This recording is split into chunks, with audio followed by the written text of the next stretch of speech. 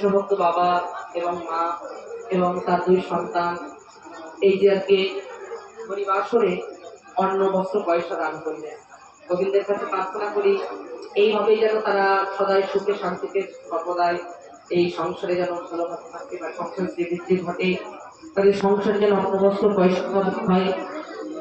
আর এইভাবেই যেন গৌর গোবিন্দের সেবা, ভগবতের সেবা, ভক্তের সেবা প্রত্যেক বছর যেন করতে পারে। জয় রাধে। তাহলে এখানে রাধারানী বললেন আমারও মন্দিরে যাইয়া পুরো পাপগুলো খাইয়া আলিশ করো হতো।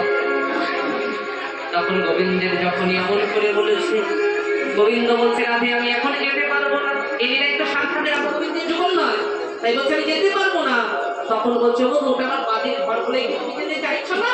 আরে বাড়ির ঘর ছাড়া আমার একটা নিজস্ব ঘর আছে, আমার হৃদয় মাঝে বিচিত্র পালন হইয়াছে, আশেপাশে রসে রোপালি তাহাতে শুকিবে তুমি চরণ চাপিব আমি, তাহাতে শুকিবে তুমি চরণ চাপিব আমি।